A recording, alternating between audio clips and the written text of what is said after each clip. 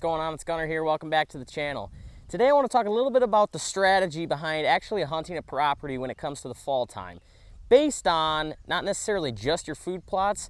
Now, they can create that consistent movement and attraction that we're looking to take advantage of, but at the end of the day, the ag fields are kind of what's going to rule the roost when it comes to the food sources for deer. Now, over the years of hunting this property in particular and other properties, I've come to understand the changes that take place on those rotational crop years. Now, whether that be going from corn to beans to potentially alfalfa, how that affects deer movement, how the property hunts on that specific given year. One of the things that I take into account is how certain variables change the hunt for me. Now, identifying the type of property that you're hunting in specific is one of the most important things that I think a hunter can do. Being aware of how the deer utilize your property, what they're looking to benefit from that property, it starts to paint a picture of how you can more successfully take advantage of the deer hunting on that land in particular. Now, the first property that I want to touch on would be what I like to call a holding property. Now, what a holding property is it's got a little bit of everything, right? It's got destination food sources, which would in theory be ag fields, and potentially supplemental food sources, which would be then food plots, but it's also got bedding and good heavy cover with a lot of pinches, funnels, and topography that these deer are traveling through and enjoying on their way to that destination food source. The second property is going to be a destination property. Now, that might be a destination when it comes to bedding. So it's got really good bedding, but it doesn't have a lot in the form of food value. Or it might have ag and strictly just ag. So destination food. So it's one of those properties that the deer are traveling to, not necessarily holding on and spending majority of the time on, but it's a highly predictable property in the sense that you know when they're gonna be there. You can understand that, okay, I might not have food here, but these deer are staying on this property. So you can understand how to hunt it more effectively. And on the flip side, if it's one of those destination properties with food value, you understand that, okay, my evening sits are gonna be really high priority here. There's a lot of deer coming to this property and traveling long distances to get to this property because it's got that high quality food that these deer are looking for. And now the last property is what I like to call a transition property. Now, I'm thinking about one of the other farms that I hunt. This is a transition property. It's one of those properties that it doesn't have much for food value, and it's not big enough, and it doesn't have heavy enough cover in a sense to spread out deer and space out deer and have enough room to hold a lot of numbers of deer. So this is what I like to call a transition property, because these deer are bedding on bigger parcels that have more long drawn out spaced bedding on bigger slopes. They're transitioning through this property, then they're transitioning through that property, and then they're going to the ag fields on the neighbors. So that's one of those properties that it really plays in nicely all times of the year, because these deer are funneling through this back and forth on that evening food source movement. And it doesn't necessarily play in a lot to the changes in the food sources because it's a neck down property. They're pinching these deer down. There's enough variety of food sources and ag fields around the area that 9 times out of the 10, they're coming through that property just because it is that pinch point and they feel comfortable going through there, and they're using that as basically a main highway or an interstate to go to whatever ag field that they decide to that night. But what I wanted to talk about here today is this property in particular. It changes a lot when it goes from corn to, say, beans. Now, on the corn years, it acts as a lot more of a bedding property, I would say, just because the corn acts as cover, right? It doesn't have the super high food source value that, say, beans will. Beans are gonna attract deer from July all the way until they're harvested. And then if there's spillover, they're still attracting deer. They're transitioning off of those green stems and leaves when they start to dry out. Then they're transitioning to the pods that are super high in protein. And this property in particular hunts extremely well on bean years because it's got that consistent draw. Now, I've got food plots all over this property that are consistently attracting deer and creating that good line of movement that I'm looking for, but these food plots that I'm planting aren't nearly big enough to sustain the population of deer that's coming through here on a regular basis. That's why having that big bean field is so important, because they're hitting these food plots, but then they're transitioning to the food source they really want to hit at the end of the evening is going to be that big bean field. So when I have that destination food source on this property that already has great bedding, it's got great topography, funnels, and pinch points, so it's a really awesome property to hunt because I can slip into a lot of different places and do it securely and safely, but I've also got my food plots and I've got my destination food source.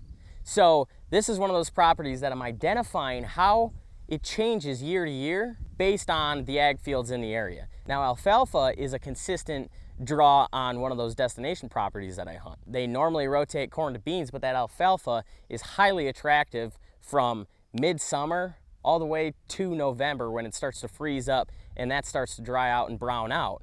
But that's one of those properties that I love to hunt early season because it's got such a high attraction for whitetails. Now, it's not necessarily great for cover, but I'm pulling a lot of deer off the neighboring properties that are destination bedding properties, and they're coming to my destination food properties. So that's something that I've come to understand is you don't always necessarily get the best of all worlds when it comes to properties. I'm very fortunate with this property here as being one of those holding properties that is more effective on bean ears, but it's also highly effective on corn ears as well. So pay attention to that kind of thing, how it changes year to year, because those changing variables are what's going to paint the picture for the future, right? If you can see how a property hunted, what the deer were doing, how they were moving on a bean ear, and then you jot that down, you take mental note of that, so then the next bean ear you can anticipate that same type of thing, that same type of movement occurring, and doing the same with a corn ear or an alfalfa ear, whatever that may be, and identifying what type of property that you're actually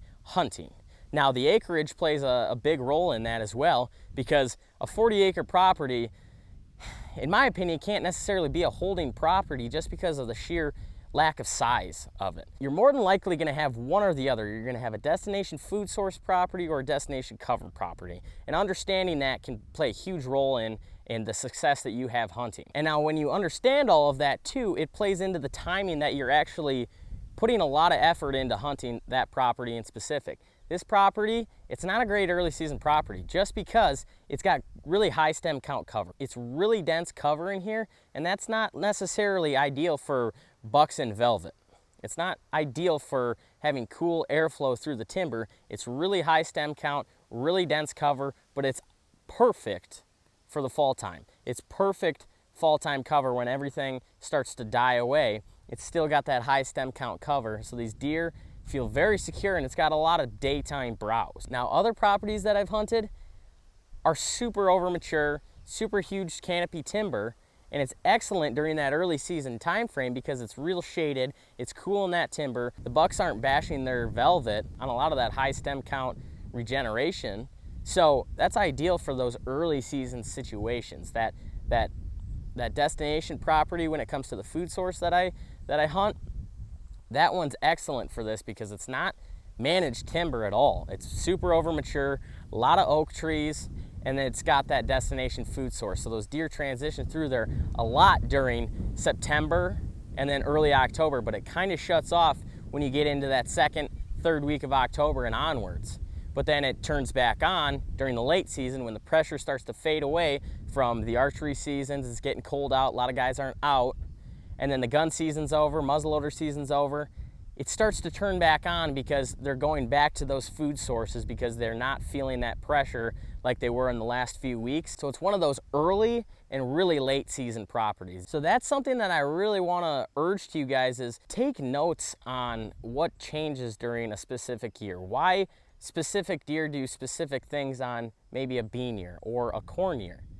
All of this stuff will help you in the long run understand what mature deer do on your property, because learning one mature deer 5 years ago for me is painting the picture for a mature deer that's going to be living on the property this year, because they're one of a kind. They're all the same type of creature. They all have their own tendencies and habits, but a lot of them overlap because their number one priority is to reproduce, feed themselves, and stay safe. So when you have those overlapping tendencies, you can predict what a lot of mature bucks and mature deer in general are going to do on a property during what types of time frames, what types of crops are in those fields, and the changes when it comes to timber or browse or cover. So you can plant food plots and create more consistent movement that plays into that bigger picture of bedding to ag field movement. But at the end of the day, you're not gonna overtake that ag field movement to bedding. That's something that I've come to understand is I can make deer show up on the property a little bit sooner because they're hitting high quality, say brassicas or forage peas or rye or oats that I've got in these plots, but I'm not going to be able to overpower green alfalfa field in the early weeks of October with my food plots. That's just something that's not gonna happen.